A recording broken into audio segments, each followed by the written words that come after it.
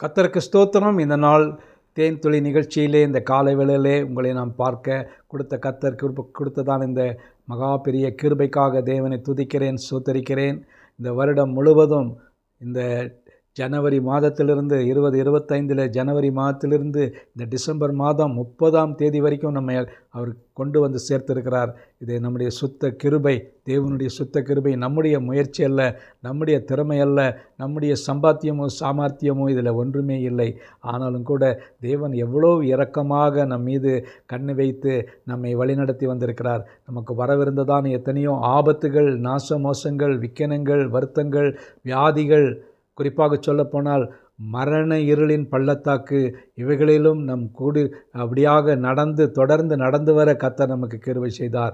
நம் ஒவ்வொருவருக்கும் ஒவ்வொரு சாட்சி இருக்கும். அந்த சாட்சிகளை சற்று நாம் நினைவு கூறுவோம். இந்த 365 நாட்களிலே, இந்த கடைசி 2 நாட்களிலே நமக்கு கர்த்தர் எவ்வளவு அன்பை பாராட்டி இருக்கிறார். அதற்காக அவருக்கு ஸ்தோத்திரம் செலுத்த வேண்டும். இந்த வேளையில் என்னுடைய சாட்சியாக கூட நான் ஜூன் மாதத்தில் மிகவும் மரணத்துக்கு ஏதுவான ஒரு காரியத்தில் பாதிக்கப்பட்டேன். மருத்துவர்கள் கைவிட்டார்கள். செப்சிஸ் என்கிறதான ஒரு பயங்கர தொற்று வியாதியினாலே அதிக கஷ்டப்பட்டேன். பிழைப்பேன் என்று அவர்கள் சொல்லவில்லை. மரணம் நெருங்கிவிட்டது என்று சொன்னார்கள். ஆனால் அநேக பரிசுத்தவான்களுடைய ஜெபத்தினாலும் தேவனுடைய அநாதி இரக்கத்தினாலும் நான் இன்று சுகமாக, பலமாக, ஜீவனோட சாட்சியாக இருக்கிறேன். அவருடைய ஊழியத்தை இன்னும் வல்லமையாய் செய்வதற்கு கர்த்தர் நமக்கு கிருபை கொடுத்திருக்கிறார். அதற்காக நான் தேவனை துதிக்கிறேன், ஸ்தோத்திரிக்கிறேன். ஆனாலும் கூட நம்முடைய வாழ்க்கையில் கர்த்தர் இவ்வளவுதான் நன்மைகள் செய்திருந்தாலும் கூட ஆண்டவர் நம்மை நோக்கி பார்க்கும் பொழுது அவர் என்ன சொல்லுவார்? அதை தான் குறித்து இந்த நேரத்தில் பார்க்க விரும்புகிறேன்.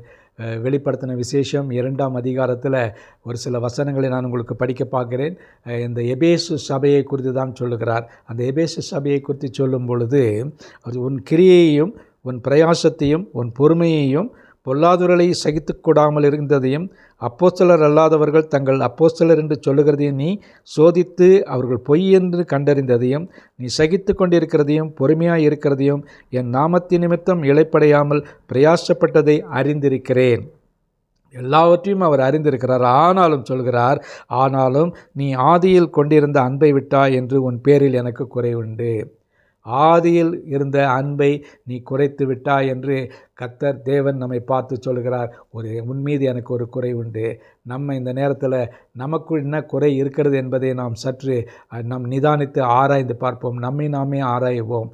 நம்முடைய வாழ்க்கையில் பரிசுத்த குறைவு இருக்கிறதா, வேத வாசிப்பு குறைவு இருக்கிறதா, ஜெப குறைவு இருக்கிறதா, மற்றவர்களை அன்பு கூறுகிற நேசிக்கிற காரியங்களிலே குறைவுபட்டவர்களாய் காணப்படுகிறோமா? இவைகளையெல்லாம் பார்க்கின்ற வேளையில் கர்த்தர் உன்னுடைய வாழ்க்கையில் நீ காணப்படுகிறதான அந்த குறைவை என்ன என்று சுட்டி காட்டும் பொழுது இந்த வருட கடைசியில் அதை சரி செய்து கொண்டு நம்முடைய புதிய வருடத்துக்குள் பிரவேசிப்போம். அந்த நேரத்தில் கர்த்தர் நமக்கு கொடுக்கக்கூடியதான காரியம் என்று சொன்னால், நீ இன்ன நிலையிலிருந்து விழுந்தாய் என்பதை நினைத்து மனம் திரும்பி ஆதியில் செய்த கிரியைகளை செய்வாயாக. இல்லாவிட்டால் நான் சீக்கிரமாய் உன்னிடத்தில் வந்து நீ மனம் திரும்பாத பட்சத்தில் உன் விளக்குத்தண்டை அதனிடத்திலிருந்து எடுத்து விடுவேன் என்று சொல்கிறார். நம்முடைய தேவன் இரக்கமுள்ள தேவன்தான். ஆனால் இந்த நேரத்தில் அவர் மிகவும் கண்டிதம் உள்ளவராக இருக்கிறார், கண்டிப்பு நிறைந்தவராக இருக்கிறார். நாம் மனம் திரும்ப வேண்டும். மனம் திரும்பாமல் இருப்போம் என்று சொன்னால் இந்த கடைசி நாட்களிலே அவர் தான் செய்வேன் என்று சொன்னதை நிறைவேற்ற வல்லவராக இருக்கிறார். ஆனாலும் கூட அவர் கிருபை உள்ளவர், அதை செய்ய மாட்டார். நமக்காக அவர் இறங்குவார் என்பதை நாம் ஆண்டவருடைய பாதத்திலிருந்து அவருக்கு பிரியமில்லாத எந்த ஒரு சிறிய காரியத்தையும் விட்டு விடுவோம். அந்த ஆதியில் இருந்த அன்பை நாம் பற்றி பிடித்து கொள்வோம். அந்த ஆதியில் இருந்த அன்பு நமக்கு மட்டும் இருந்தால் புதிய ஆண்டுக்குள் வெற்றிகரமாக பிரவேசிப்போம். இந்த காரியத்தில் நம்ம இந்த நாளில் தியானித்து ஆண்டவருடைய பாதத்தில் செலவிட்டு புதிய ஆண்டுக்குள் போவதற்கு ஆயத்தப்படுவோம். நல்ல ஆண்டவரே, அண்டு என்னுடைய வாழ்க்கையில் என்ன குறைவுண்டு என்பதை நீர் ஆண்டவரை சுட்டி காட்ட வேண்டுமா ஜெபிக்கிறோம். இந்த 2 நாட்களிலே நாங்கள் எங்களுடைய என்னென்ன குறைவு இருக்கிறது, என்னென்ன காரியங்கள் பிரியப்படுத்தாத காரியங்கள் இருக்கிறது என்பதை அறிந்து நாங்கள் அதை சரி செய்து புதிய ஆண்டுக்குள் பிரவேசிக்க எங்களுக்கு உதவி செய்யுங்க.